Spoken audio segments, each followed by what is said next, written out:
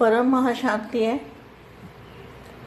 सभी बेहद की आत्माओं को, विश्व कल्याणकारी, विश्व सेवाधारी बच्चों को, विश्व परिवर्तक आत्माओं को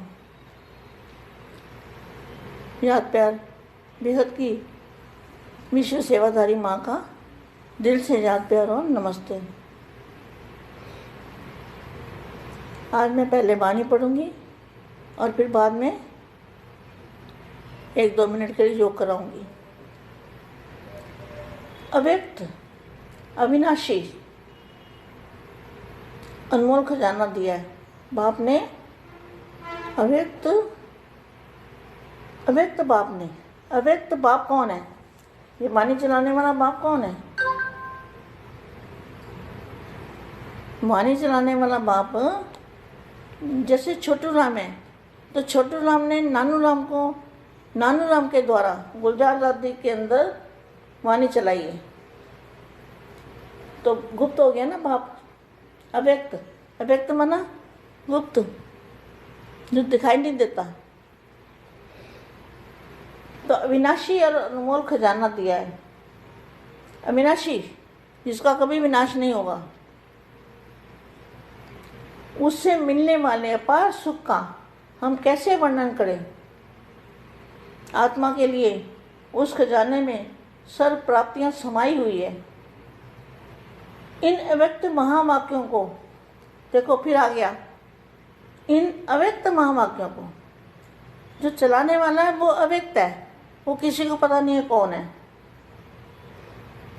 इन अव्यक्त महावाक्यों को पढ़ते पढ़ते अथवा सुनते सुनते ही आत्मा को ऐसा अनुभव होता है कि वह देह से न्यारी, या कितना अच्छा महावाक्य है।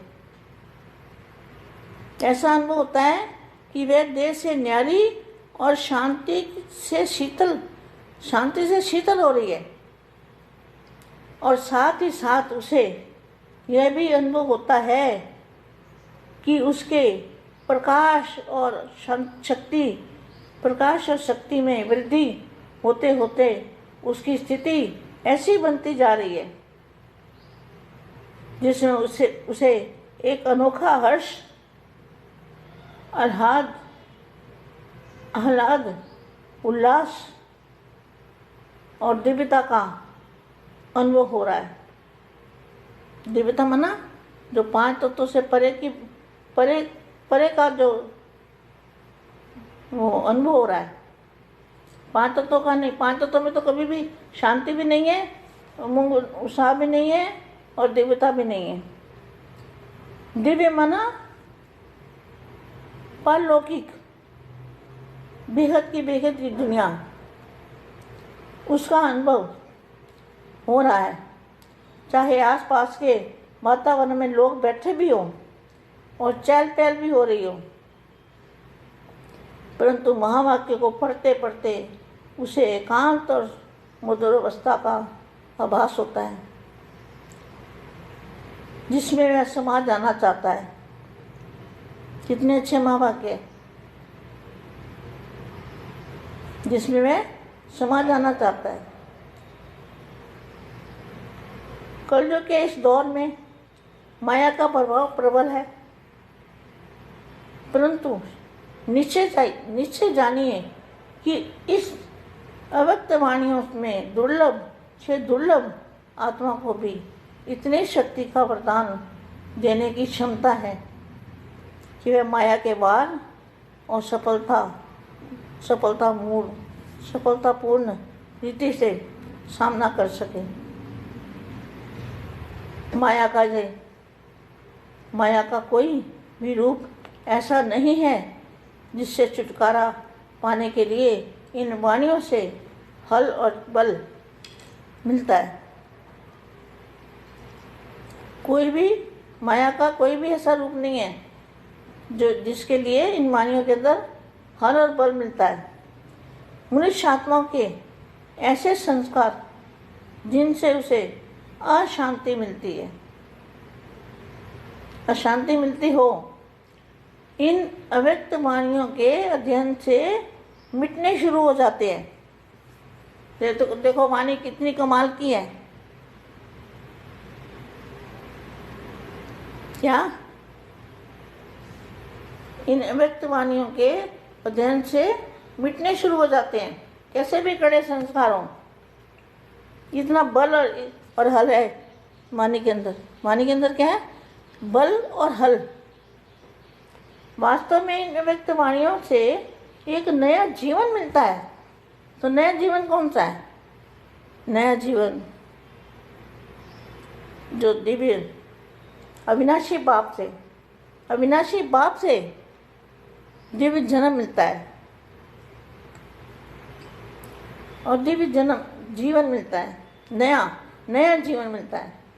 ऐसा अनुभव होता है कि आत्मा का जो अनादि निर्मल स्वरूप, अनादि माना जो निराकारी अवस्था में जब आत्मा जन्म लेती है, वो अनादि स्वरूप क्या है? शांत, बेहद शांत और निर्मल स्वरूप पर शांत स्वधर्म है। आत्मा उसमें स्थित हो गई है।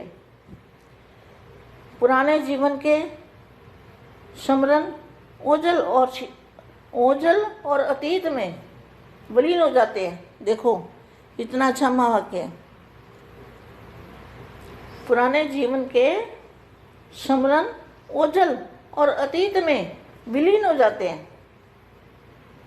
शरीर सहित सब कुछ विलीन हो जाता है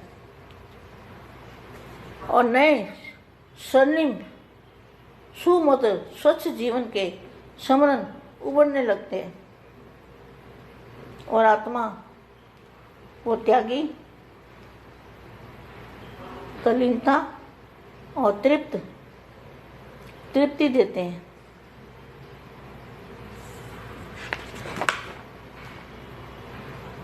विशेष बात तो यह है कि मन को ऐसी संतुष्टता का अनुभव होता है कि जीवन सफल हो रहा है और दूसरों की सेवा का सुपुरुषार्थ हो रहा है। उदाहरण के तौर पर एक वाणी में अव्यक्त बाप ने संकल्पों द्वारा विश्व की सेवा करने की प्रेरणा दी है और उसका तरीका भी बताया। स्पष्ट है कि यदि हम ऐसे पुरुषार्थ में लग जाएं जिसमें दूसरों की पवित्रता बनाने के अतिरिक्त दूसरों के संकल्प उठाने का स्थान ही न हो, कोई भी नेगेटिव संकल्प के लिए स्थान ही ना हो, इसमें अपनी भी द्रुत गति से उन्नति होगी और दूसरों को भी शांति एवं शुद्धि देने का रूप सेवा से आशीर्वाद भी मिलेगा।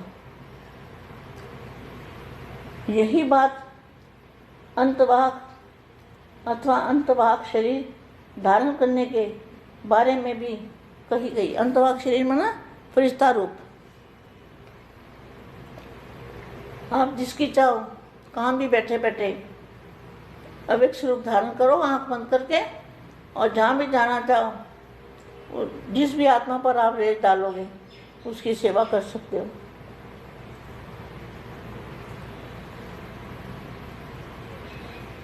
अच्छा, अभी धारण करने के बारे में भी कही जाती है। यह अव्यक्त स्थिति तो राजयोग की एक बहुत बड़ी प्राप्ति है। अंतवाहक शरीर अथवा अव्यक्त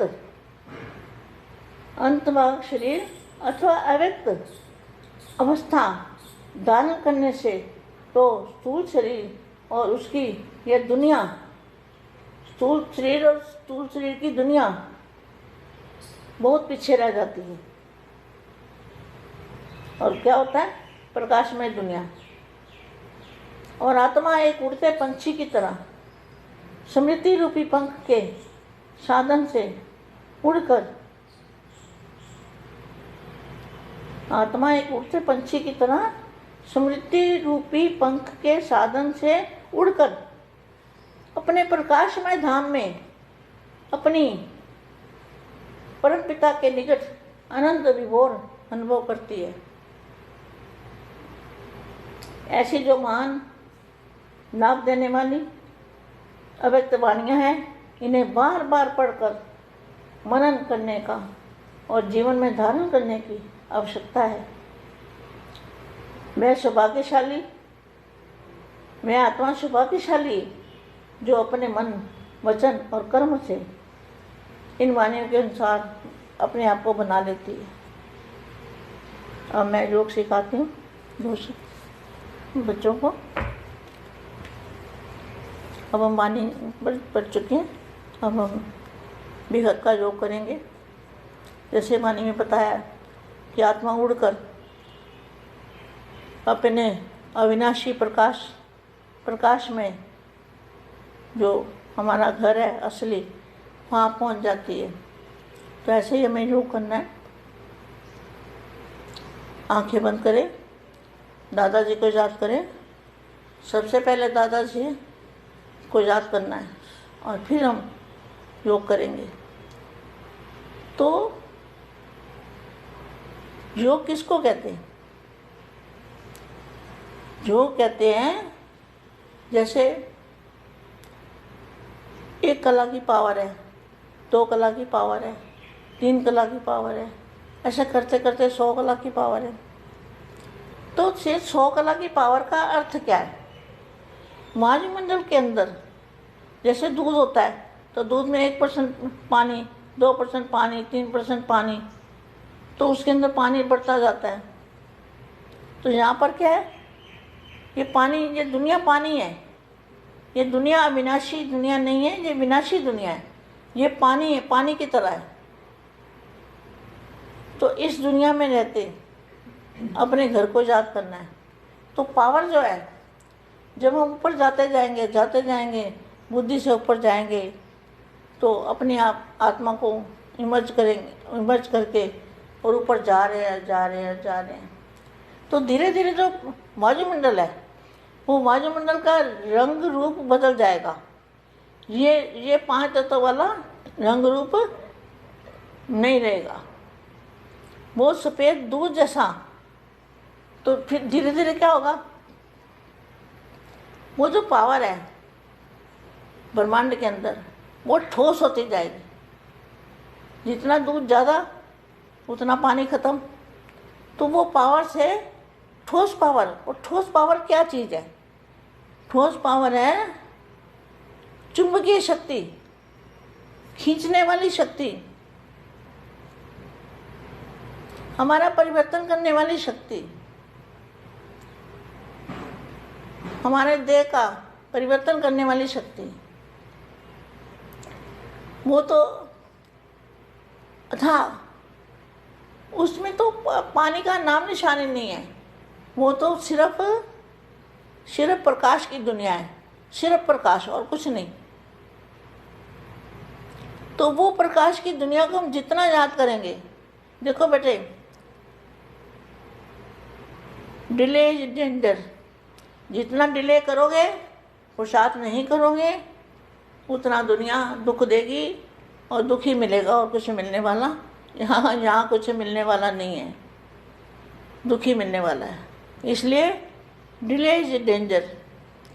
आपको जल्दी जल्दी पुरुषार्थ करना है, बापू जी का सहयोगी बनना है। तो धीरे धीरे कहाँ पहुँच गए हम? बेहद की कला के परम धाम में। फिर और आगे गए तो बेहद की कला के परम धाम में। ऐसे बेहद करते जाओ तो हमें तो एक सेकंड में हम काम कर सकते हैं। एक सेकंड वो जो सीधा बापू जी का मूल स्थान है, 100% पावर, 100% परम प्रकाश, 100%, उसमें कोई मिलावट नहीं, कोई हल्कापन नहीं। मुंह पावर को अगर हम टच करें, हमारी आत्मा बापू जी की जो मस्तक से लाइट आ रही है, उस लाइट को अगर हम टच करें तो एक सेकंड में हमारी बॉडी भी बदल जाएगी। और एक की बॉडी बदले तो सारी दुनिया बदल जाएगी। सिर्फ एक बदलने की देर है, एक आत्मा। एक आत्मा बदलने से सारा विश्व को बदल देगी, सारे मल्टीवर्स को बदल देगी। इतना पावर उस स्वरूप के अंदर है जो प्रकाश का स्वरूप है।